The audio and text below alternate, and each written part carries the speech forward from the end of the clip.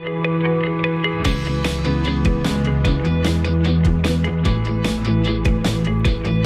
and welcome to Pastor's Perspective. I'm Brian Perez. Great to have you with us today, whether on the radio or maybe you're watching us online on Facebook, YouTube, or Instagram, or you're listening on a podcast after the fact. Well, we are here Monday through Friday from 3 to 4 p.m. Pacific time.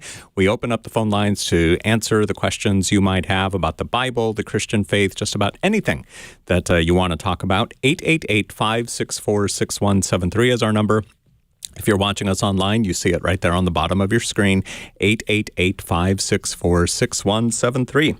And here to answer your questions today, we've got Brian Broderson, the pastor emeritus of Calvary Chapel, Costa Mesa. And on screen, we've got author and apologist Dr. Bobby Conway. He's the pastor of Image Church in Charlotte, North Carolina. How you guys doing? Great to be with you guys. How are we doing? Yes. You have to think about it. Doing great. Yay. No, my mind was kind of just consumed with the graphite apologist. Oh, yes. Text that I got from Bobby with a great picture. That was a good self-portrait. My goodness, that's amazing. Thank you. Yeah. Well, hopefully it looked like me. Can you, do you want to show our listeners? Well, you can't show our listeners. You can show our viewers. Oh, right. But I get what you're saying. It'll take a bit. Am I on a delay? Look at that. No, that looks good. We see it. Amazing, yeah. Nice. It's really good. It is Bobby. I still marvel at this whole phenomena of Bobby the artist. Mm-hmm. It's just crazy. I mean, his talents never cease. How does that happen? I don't know. Well, I know. I can't wait to see what I could, how this will develop in like 5 years and stuff, because it's fun doing this stuff, but it just keeps. You're setting up like a YouTube page, or a YouTube channel, or whatever they call those things, YouTube, and it'll be called the Graphite Apologist. And what I'll do is I'll draw different apologists and I'll answer different apologetic arguments. So, for example, I'm working on a piece of William Lane Craig at the Sheldonian Theater in Oxford, and Richard Dawkins wouldn't debate him. So Craig comes out with an empty chair. So I drew Craig with an empty chair, but then I have Dawkins hiding out in the ceiling. So it's realistic. And you'll see me, I'll explain the story, and it'll come together in 60 seconds if it took me 15 to 20 hours to draw. Or C.S. Lewis in a sidecar. I've worked on a piece where I'll show his conversion, but then he'll be in a sidecar, but he'll be stopped in the middle of the road as he confronts Aslan. So I got different concepts like that. I'll be paying attention to like videos that are going viral. I'll be working on one with Mike Winger exposing Benny Hinn. I'm going to put Benny Hinn in sheep's clothing, and then he'll be the wolf. And then Mike Winger will be looking through a magnifying glass, and it'll say exposed. So that's the kind of stuff you'll see in 60-second reels, and I'll just tell the story. Wow. Oh, so 60-second reels. So those will be brief. Yeah, you're going to see a whole drawing come together in 60 seconds that took 15, 20 hours. Oh, wow. I love those where they, speed everything up, or, whatever the technology is. I'm still working on my TV remote control. I'm struggling with that. So you can imagine. So Bobby's gone from the 1-minute apologist to the 1-minute graphite apologist. Yeah. Is that what it is? Very nice. Yeah. Well, cool. Yeah, so I'm just going to do a question, but I'm going to do a lot of story, and I'm just going to tell a story through art. And hopefully it'll be a creative way to get people engaged in apologetics. Okay. Well, I'm going to work on coming up with some brilliant idea, and then you can do me. You can draw me, and I can expound my brilliant idea, whatever that's going to be. That would be a blast. We can do that. Yeah. I'm sure you could do the drawing. I just don't think I can come up with a brilliant idea. So it might take a while. Well, yesterday we came up with your next book, remember, on yesterday's program. Do you remember what that was? My next book. What was Do you remember, Bobby? My next book? No, Brian's next book. We were having a conversation something about the Edomites, I'm sure. Oh, that's right. Yes, there you go, Bobby. Oh, yeah. You can draw Brian teaching about the Edomites. Oh my goodness. Yeah, that would be a fun one. I'll stick him in Petra and I'll put Harrison Ford from Raiders of the Lost Ark discovering on their journey the lost Edomites. That's right. All right. That'll work. 888-564-6173 is our number, and you can also send in your questions on kwave.com. We've got a form there on the Pastor's Perspective page that you can fill out, and that gets your question to us. Or you can go to the Pastor's Perspective Facebook page, use Messenger to submit your question, or you can go to the Pastor's Perspective Instagram. That is what Amy did. Amy says, I've barely begun reading the Bible. I'm in Exodus. But some of Genesis was uncomfortable to read. Is it okay to skip the Old Testament? Brian, what do you tell Amy? No. Okay, next question. At some point, I do recommend for people, especially new believers, I think a journey through the New Testament is where you start. And once you read through the New Testament, then I would say go back then. And what you're going to find is this is all connected. So you're going to go back to Genesis, and then Genesis is going to make a bit more sense when you read it through the lens of the New Testament. There will be things you're going, oh, okay, wow. Okay. So that's why I read that in the Gospels, or that's why Paul said that. Now, Genesis, in my opinion, is one of the more, enjoyable reads in the sense that it's a great narrative all the way through versus something like Leviticus where you have just a lot of laws being laid down with very little narrative element to it. So it's just a more of a challenging kind of a read. Where Genesis, I love just reading Genesis because to me it's such a thrilling narrative from the very beginning with creation all the way through. Of course, Adam and Eve, and then you have Cain and Abel, then you have Noah and his sons, and then you have Abraham and Isaac and Jacob and Joseph and all of that. It's a great read. So, Bobby? Yeah, I concur. One of the things that happens too, you start reading the Bible and you get totally confused and you just try to get the big picture of it. But then the more you keep reading it, you'll come up with different things that you start doing as you keep going through the Word. Like, for example, I'm going through the book of Judges right now, and I'm just finding myself trying to get in my head better the order of the judges from Othniel to Ehud to to Deborah and in Gideon. I'm just trying to think through. Actually, it's Othniel, Ehud, Shamgar, Deborah, Gideon, and trying to think through that. And I start repeating that to myself, the order a little bit. Because what that does is it kind of helps you to think about chronological flow that's going on in the text. And you just look for new ways. Like genealogies used to be so boring, and frankly, they're still pretty boring, but they can actually be fun if you look at it from, okay, I'm going to be bored reading these lines, but let me look for maybe it features something about somebody. And then why did this person get featured? Like for Shamgar, like he took out, 600 people with an ox goad, but it doesn't give a whole lot about him. So you just chew on that for a little bit, and the Bible just is endless. It's amazing. Amy, thank you for sending in your question on the Pastor's Perspective Instagram. And now let's go to the phones. Maybe we'll read some more submitted questions a little bit later. But right now, we want to talk to Diana in Torrance. Thanks so much for calling in to Pastor's Perspective today, Diana.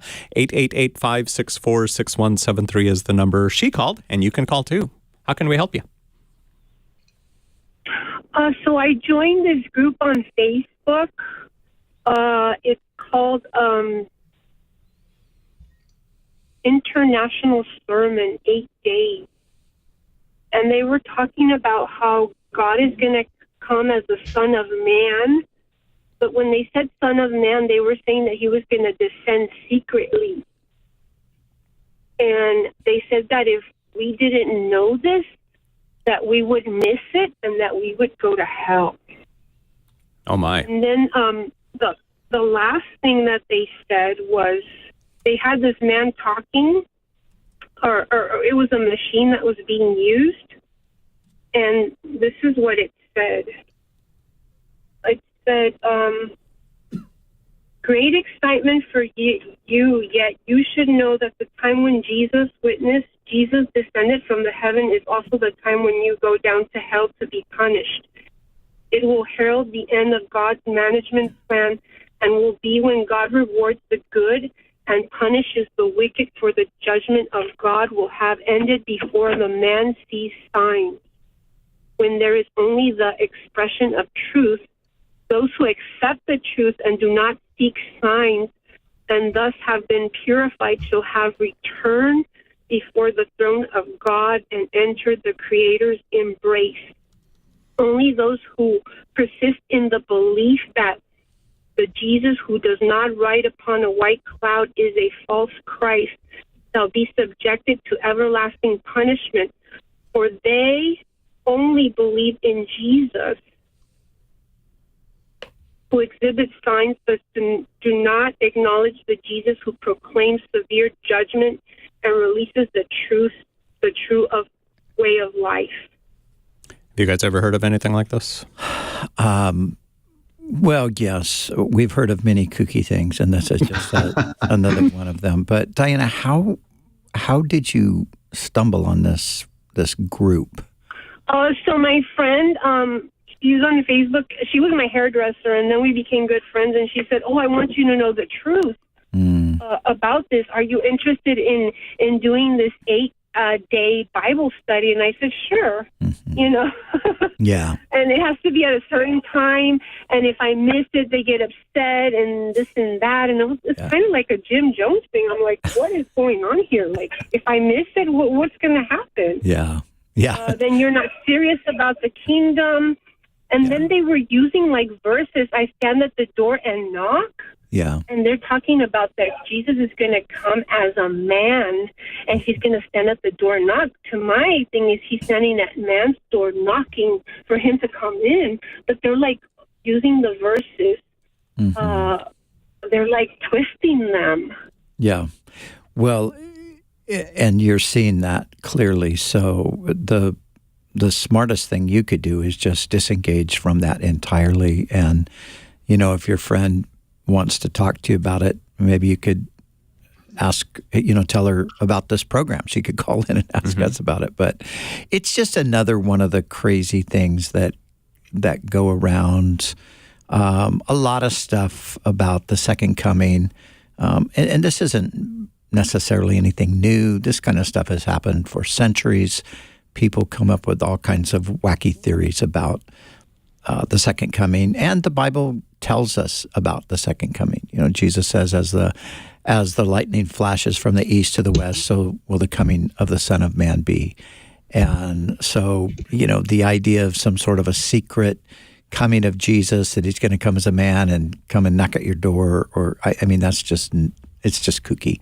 So the best thing to do is ignore it, because you're probably not going to be successful in persuading any of the people in the group that they should not be part of the group. So I would just recommend, not participating in that at all. And then, again, if your friend wants to talk to you about it, you can kind of see where to go from there. But, Bob, you got any thoughts on this? I mean, I just concur. I think one of the dangers is when people find themselves paying attention to this kind of stuff, it just becomes a real, problem, because there's all kinds of stuff out there, and you have to just kind of shut that out, as Pastor Brian said. But, I always get concerned when people start buying into something that's novel or some unique perspective that somebody's pulling out. And I don't know how people feel confidence in doing that. Like, I take confidence in a collective theological history that we're committed to versus trying to come up with something novel. And so if I see something in the Bible and it seems like it's going to be a unique take on something where it's going to be, totally different than the way the church has seen it, I'm just going to assume I'm wrong, because I believe that God works through the body of Christ, and these independent people that take the Bible and then they go start a movement off selective stuff like this is really dangerous. And I just think we should, and we can't, it'll always be there. You're always going to have people doing this stuff, but yeah, you don't want to get sucked into that. That just allows me to once again make my case for radio, because like everything you hear here on our station, K-Wave, it's been vetted. So you're not going to hear anything odd. That's not to say that if you don't hear something on K-Wave that it's odd, but I'm just saying that definitely the stuff you hear on K-Wave is vetted. We know it's doctrinally correct, so you can keep on listening to us. Anybody can post anything they want on Facebook or YouTube or TikTok or Instagram, and without any kind of, accountability. So, yeah, no bueno. Diana, thank you for calling in today on Pastor's Perspective. And now here's Mark in Murrieta, who listens to us on FM 107.9. What's up, Mark? Hi, guys. How you doing? Good. Doing well, thank you. Oh, I had a question about the stoning of Stephen in the book of Acts, chapter 7, I believe. When he was being stoned, he looked up to the heavens and saw Jesus standing at the right hand of God. What was he actually seeing there? Was it just heaven? Was it his passing, or was it something more significant?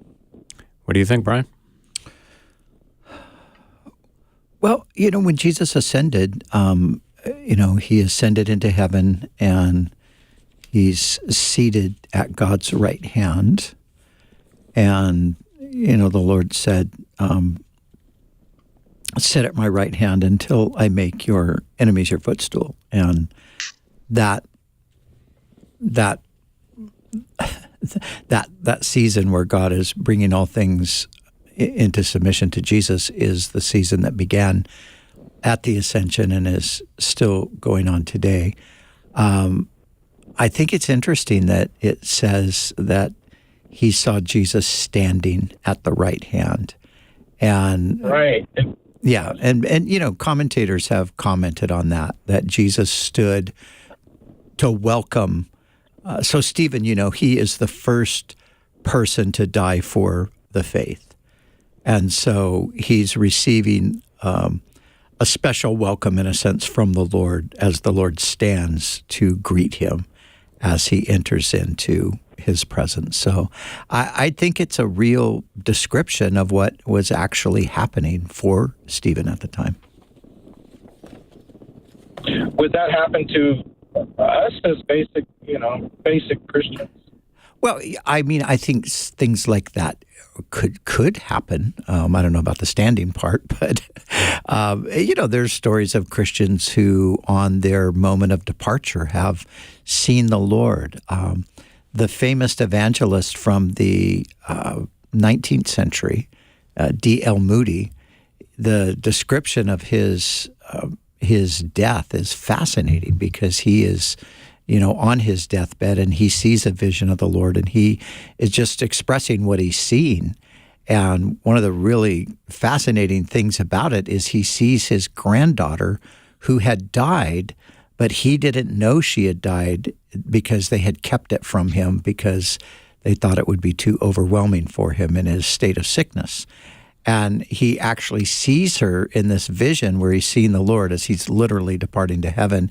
And he even says to those in the room, "Oh, you didn't tell me that Emma had gone to be with Jesus." And then, he's just describing what he's seen. And he's having an experience like that where the Lord is welcoming him in. And so I don't think that happens with everybody in that way, but it certainly does at times, and I think Stephen sort of sets a precedent for it. Thank you, Mark, for calling in today on Pastor's Perspective. 888-564-6173. To San Marcos we go. Here is Patsy watching us on YouTube right now. Patsy, what's your main question for us today? Hey, you guys. I, as always, adore you. This may seem bizarre, but Malachi 3:6, "For I am the Lord, I do not change." And a few more sentences after that, which could be very pivotal in this. But dang, I have walked with the Lord for more than 50 years. Mm-hmm.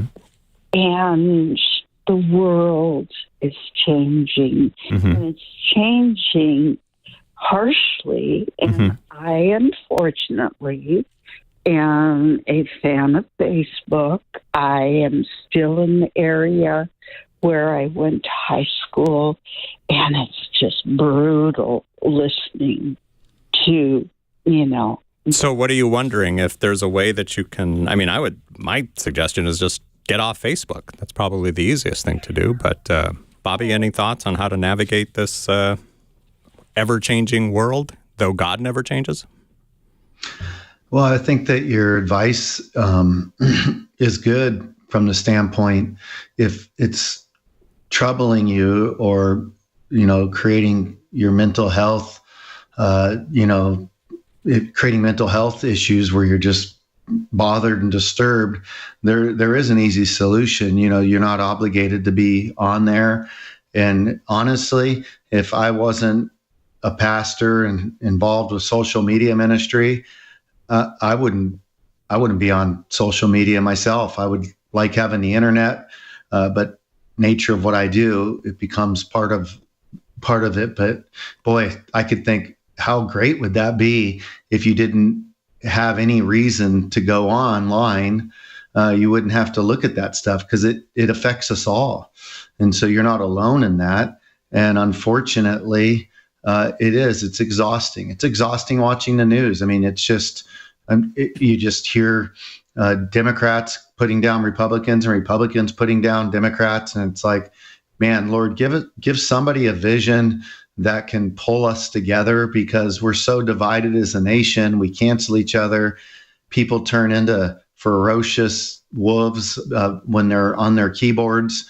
And it's just a really unfortunate thing. And to try to change it, you'll just get more vexed if you go on and start trying to, it would be great, but we really need people with massive platforms to say, we need to learn people skills, and we need to learn how to communicate more tastefully with each other. But that's what I would say. Just don't pay any attention to it. And if it bothers you, if you can find a way for it not to bother you, because you say that's what you want to do, you want to keep watching it, but find a way for it not to bother you, well, then that's another question. And that's really hard. Yeah, whether it's politics or religion or whatever. We had Diana call earlier, and it was asked to join this Facebook group that was spewing all this weird religious stuff. So it's just like, it's almost like the Pastor's Perspective Facebook and YouTube pages are the only safe things out there. So just stick to us. And soon, Bobby Conway's new channel, which is going to be called what again, Bobby? The Graphite Apologist. The Graphite Apologist. Write that down, people, and then start following it when it goes live. Yeah, I think too, you do. Some people maybe just need to go sort of cold turkey off of social media. I think other people are able to balance it out. And, just stay away from the negative stuff. The hard thing these days is you get so many. In the early days of social media, you followed people, and then those were the people that showed up in your feed, and then all of that changed, and everything went commercial, and now, 90% of your feed is stuff that you're like, wait, I didn't sign up for this. Who is this person, and why are they in my feed? And so it can be pretty challenging to try to just, avoid all of that stuff, but. I'm at a place myself where I just don't, I rarely make any statements on social media, and I never comment on anybody's statement for the most part, unless it's something positive. But it's just because, as much as, like you were saying, Bobby, as much as it would be nice if people were nice, people are not going to be nice because sin just has a way of just grabbing hold of us in the area of our tongues, and everybody feels justified in their position, and therefore they feel justified in their expressions of their position, and it's just kind of a endless cycle of debate and argumentation and cancellation. So. 888-564-6173 is our number. Patsy, thank you for calling in today with your question, and we've got about 30 more minutes to go, so everyone else call in, 888-564-6173. Here's the two questions that were sent in online from Kathy and Paul on the Pastor's Perspective Facebook page. One of them we kind of talked about yesterday, but I don't think it's a follow-up question. They want to know, can you explain limited atonement? How does Calvary Chapel view limited atonement?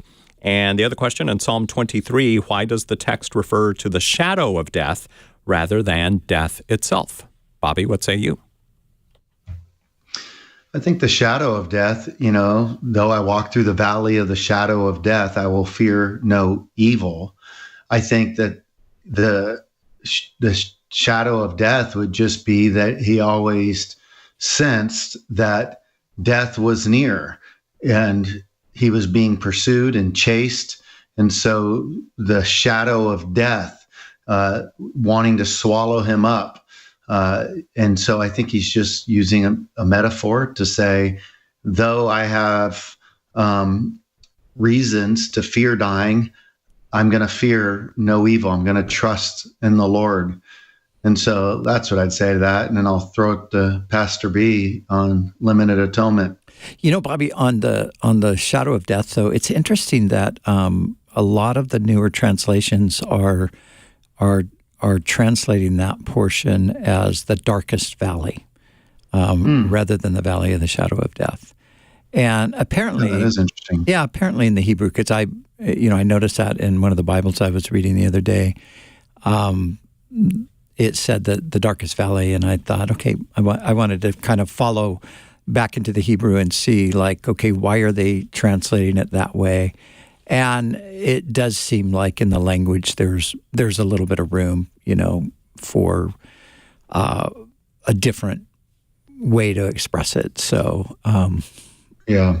But yeah, I mean, I think that's interesting. That's when you compare various versions of the Bible, you get sometimes slightly different translations of portions of Scripture, and that just is, people thinking after many, many years of research and study, like, oh, this is maybe a better way to communicate this than what was in the past. So, but I like the valley of the shadow of death myself. So, that seems to be very poetic and descriptive.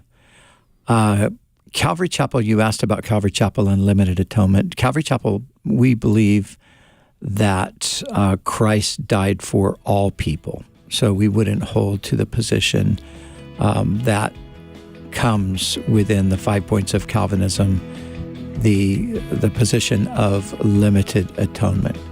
And so total depravity, we believe that, but I think we have a bit of a different interpretation than the Calvinist. Unconditional election and limited atonement follows unconditional election. And those are just points that we would disagree with and believe that the Bible, you have to leave out certain statements of Scripture in order to hold tight to those perspectives, I think. Kathy and Paul, thank you for sending in your question on the Pastor's Perspective Facebook Messenger. We're going to take a break. More of your questions coming right up. 888-564-6173.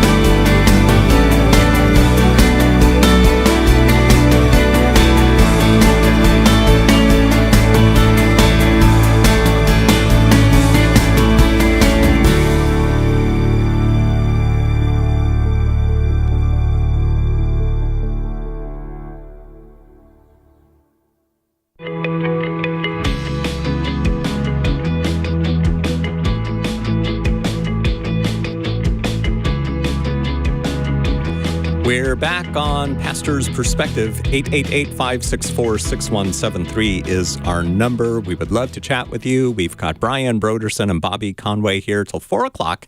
888-564-6173 is the number to call, and we're going to go to, is that Arkansas? AR, Arkansas, right? AK is Alaska. So AR must be Arkansas. Hi there, Brody. Welcome to Pastor's Perspective. Hey, guys. Thank you for having me. How do you know about Pastor's Perspective in Arkansas? I'm actually calling from a men's restoration center here called the House of Luke Ministries, and our pastor listens to it every day, so we get to listen as well. That's great. So, we get to hear all your shows and everything, and as we're doing our Bible studies and our, pre-meal devotionals and everything, it's a great way to kind of relax and stuff like that. So cool. Yeah, we're happy to be with you there. Yep. So anyway, my question was yesterday at a praise and worship time at Faith Life Church, I had a question that arose from me reading Isaiah 24 and 25 about the feast that the Lord has for us.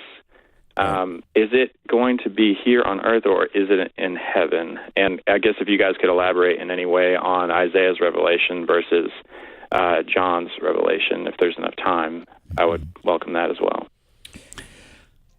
Yeah, I think I don't know if you heard yesterday. I think I commented on Isaiah 25 yesterday, and because it is an astounding promise, and it's referring to what we might sometimes call the kingdom age.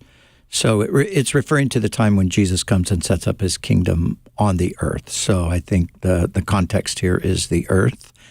And on this mountain, verse 6 says, the Lord Almighty will prepare a feast of rich food for all people a banquet of aged wine, the best of meats and the finest wines. On this mountain he will destroy the shroud that enfolds all peoples, the sheet that covers all nations. He will swallow up death forever. So the mountain is a reference to the kingdom.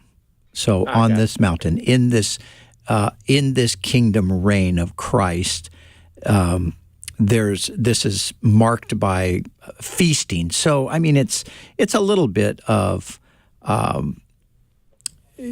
poetic kind of imagery here.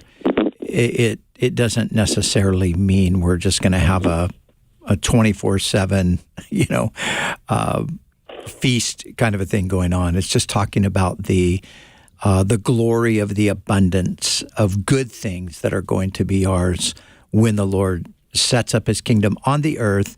And not only are we going to have all of these wonderful, delightful experiences, but the experience of death will be no longer part of the world. So, covering or taking away the shroud that has covered all people. Cool. Well, thank you very much. You're welcome. Yeah. Right. Tell everybody there in Arkansas about Pastor's Perspective. Now, Bobby knows a little bit about Arkansas. You should have jumped in there because you used to live in Arkansas, correct? I did. And your lovely wife is from Arkansas.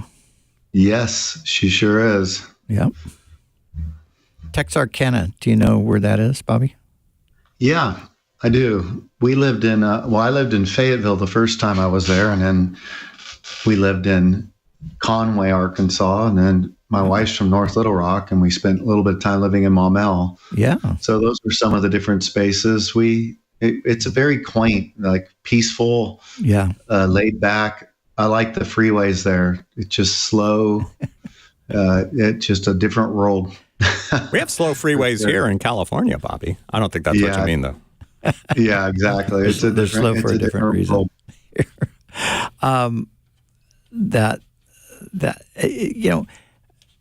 Is there a Fayetteville in every single state in the Southeast? I mean, it's like they're everywhere. I know, right? They're all over the place. It's like some General Fayette or what? Where did Fayetteville come from? Let's look it up online. You got one in North Carolina, right? Fayetteville, North Carolina. Yeah. Yeah. Yep. Fun. 888-564-6173. Dan sent a question online on the Facebook Pastor's Perspective Facebook Messenger. That's what I meant to say. Dan from Temecula says he keeps seeing ads on TikTok for a book titled Rose Book of Bible Charts, Maps, and Timelines. This book looks amazing and easy to understand, but I'd like to know if it's biblically accurate before reading it. Now, Rose Publishing has been around for a long time. So it's great. It's good. It's basically just like resources like that where they give you archaeological stuff and they give you,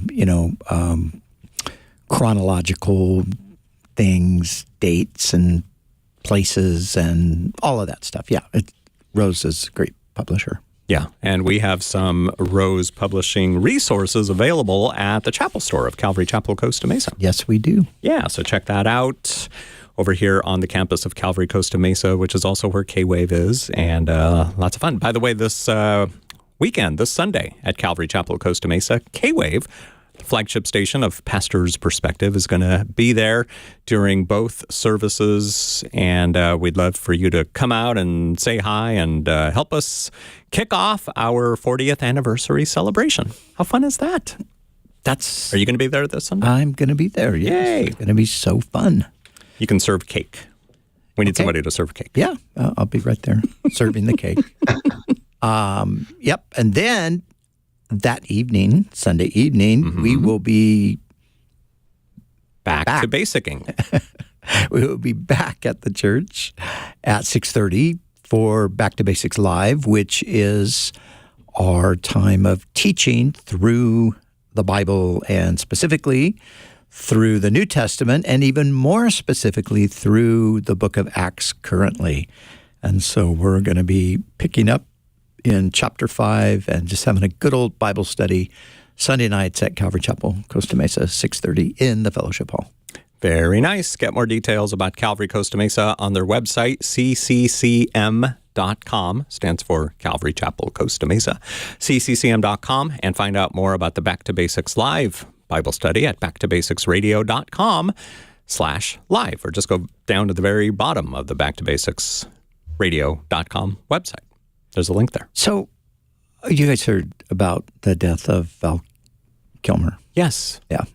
I didn't hear about that. No, was that today? Today, yeah. Last night, I think. Oh. Yeah. Yeah, I didn't hear that. Wow. Yeah, 65 years old. So, not too old, really. Not at all. Mm-mm. Yeah, I was a little bit shocked, but apparently he had cancer a while back. He had battled cancer. I think he came through that, but They say he died of pneumonia. He did, yes. He died of pneummonia, yeah. Mm-hmm. Crazy. You saw Top Gun too. Remember, you could tell his throat was still compromised as he was struggling at that time. He was, yeah. I remember that. Yep. Wow. I think back to Top Gun 1 and just being in high school. I mean, he was just a young kid and he went to 65 already and is gone. It's just crazy. I saw this thing on, you know how like on Instagram, they will have like actors, and they will show them when they were young, and then they morph into themselves today, And I saw this one the other day, and James Spader, the guy who played in, Spider-Man? Spader-Man. Raymond Reddington, Blacklist. He was in Blacklist. Okay, look at this picture of him right here. Look at the contrast. Look at him as a young guy with a full head of hair. Oh, this one here? Yeah. It's like when I saw that, I thought, what? How could this guy become that guy? So it's pretty shocking, really. Man, yes. I'm just thankful that I've kept my youthful good looks, That's right. You get up to Hollywood and start that, modeling blue steel style.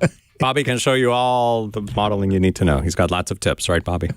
You tried it for one day and then it didn't work out. So you'll have to check with Michael. He'll tell you more. 888-564-6173 is our number. You can also send in your questions online, which is something James did, not James Spader, unless he's using a different name, different last name, an alias. So James writes, I've been following K-Wave for many years. I started listening in the early 1990s. I'm always grateful for your programming and words of wisdom from God's book. That is so cool. Before we get to James's question, that reminds me of something else I was going to say. On our website, kwave.com/40story, you can submit your memories about K-Wave, like what has K-Wave meant for you personally? How has it helped you grow? You can either send it as like an email or a voice message or a short video. So get all the details online at kwave.com/40story, 40 story, STORY. So here's James's question. And he says it's one that's been bothering him for a long time. I was married to my daughter's mother for a very short time. We probably were not meant for each other. We fought like cats and dogs. My ex-wife claimed to be a devout Catholic. I was a strong Christian. We were far from perfect and didn't even go to church. We divorced at a young age, and we've both demonstrated our disdain for one another. My ex has continually made life a living nightmare for my daughter and me. My daughter has 3 teenagers, and they've only visited with my ex a handful of times. The oldest grandchild is 18. My daughter and grandkids just returned from a visit with the ex and had a horrible time. They often referred to their grandmother as Satan. My question is, does God protect us by changing the circumstances in our lives to keep us safe? As a devout Christian and believer, I can say the ex is not a believer and continues to make life difficult. Did God steer me towards a divorce to get away from the evil one, as James puts it? Just a question I've had for years. God bless you guys. Bobby, what do you say to James? Well, I can't answer the latter. I mean, if there was an affair or something, and you chose to do that, I don't know that speaking on the divorce thing, that would require a lot more information. But does God always protect us from evil circumstances? And the obvious answer is no. There's a lot of bad things that happen to godly people, and being a Christian doesn't necessarily safeguard us from that.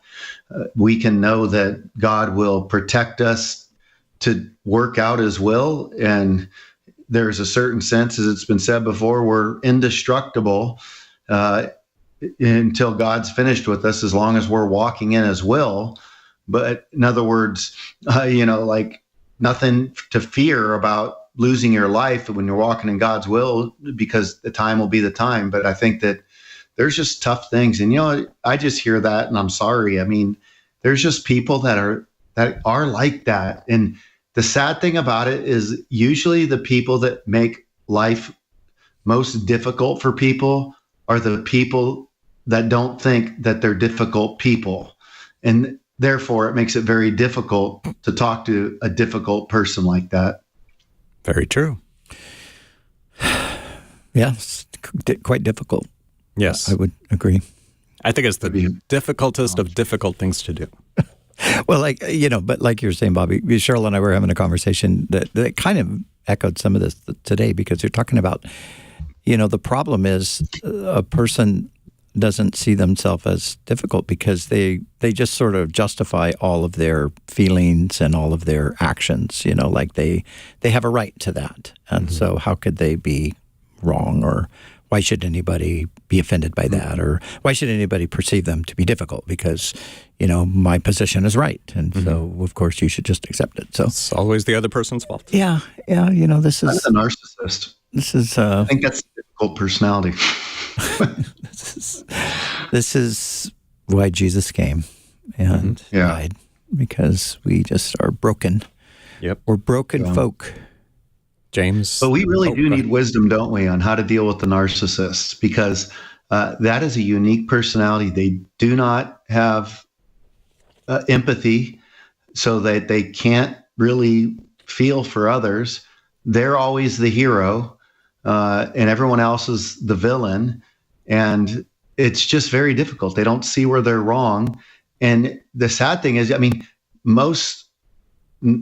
can't even, like, a narcissist won't even believe that they're a narcissist. But if everybody around you is saying you're a narcissist and you have difficult relationships everywhere you go, it's time to do an inward look.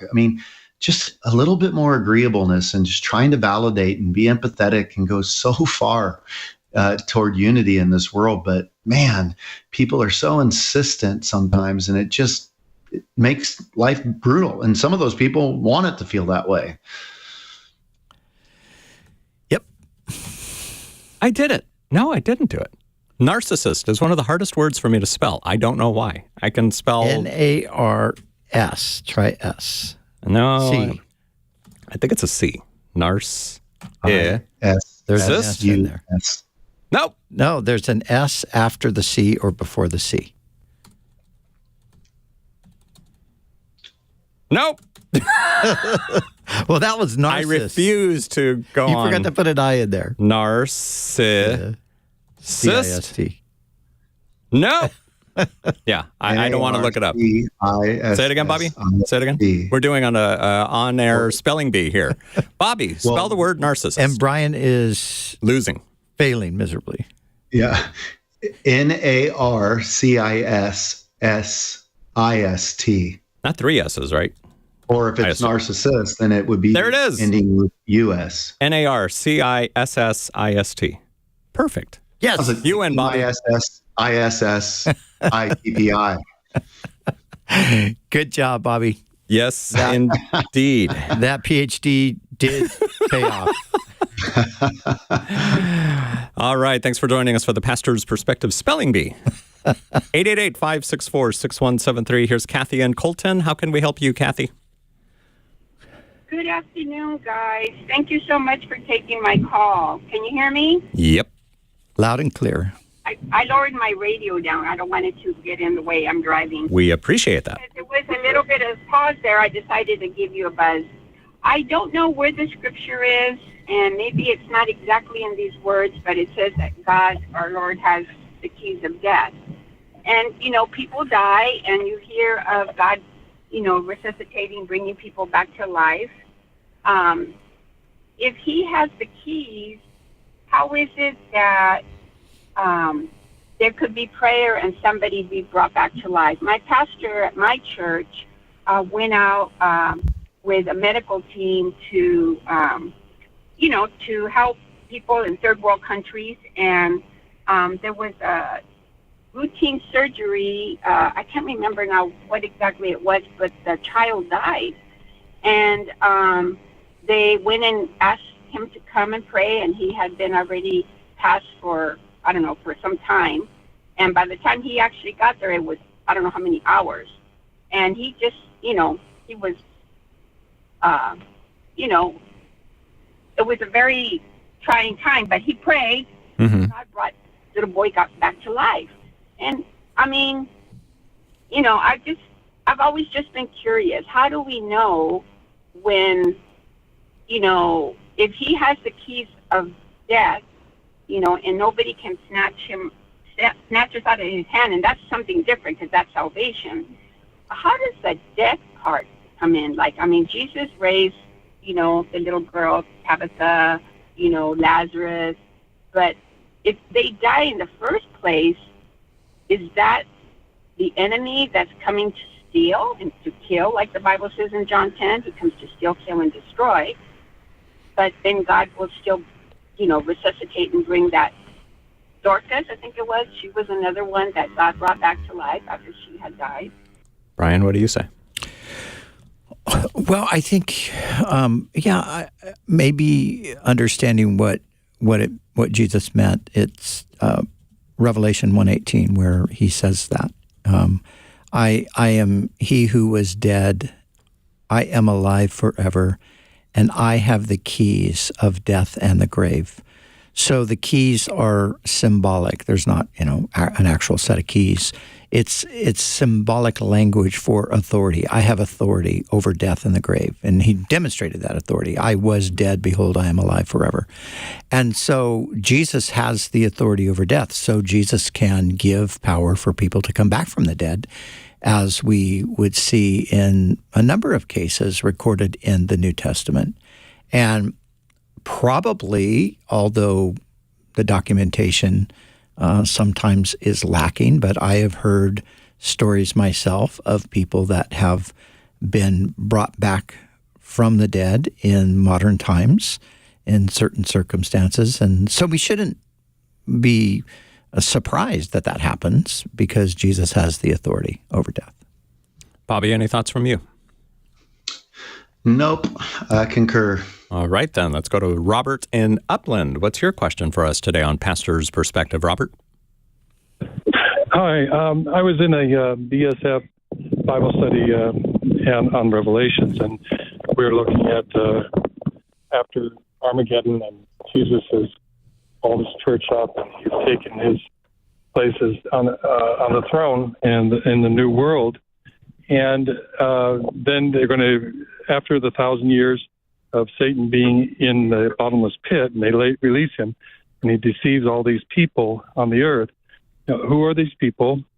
And I'm assuming that there are other people that were already that were on the earth that didn't die in Armageddon.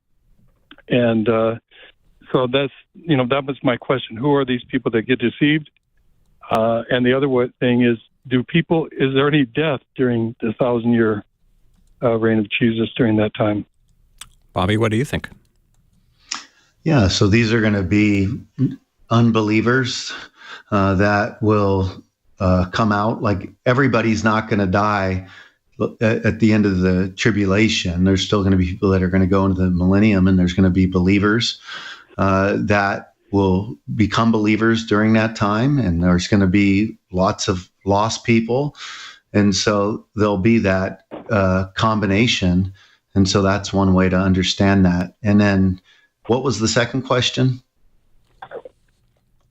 Is there going to be any death during? Are people going to die? Oh, yeah. Because think about it like this: now, if you have people that are unredeemed, and they are there, and if it's 1,000-year reign, well, you don't. It's hard to imagine, right? Like, okay, so let's say somebody survives the tribulation, and they're 60 years old.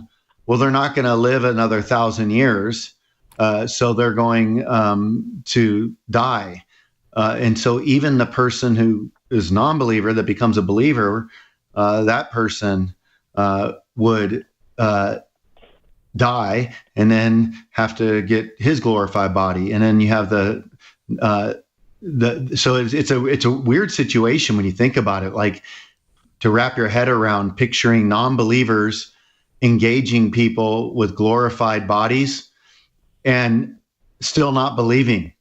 Like that's a very interesting thought. Like you talk about like the hardness of heart, like that just lets me know, man, our hearts must, because it would seem like, hey, I want to cash in on one of those glorified bodies. Obviously this is the real deal, but there's going to be such a hatred. And you can imagine, I think a lot of that hardness that people are going to have during that season, it will be structured and built out because those that survive the tribulation, it says that they just hated God, right? And so you can imagine them passing this story on of how God destroyed them. And it would just be like, they're just like a Pharaoh that's hardening their heart no matter how much. So you think about Pharaoh, he sees all these miracles, but he will not repent.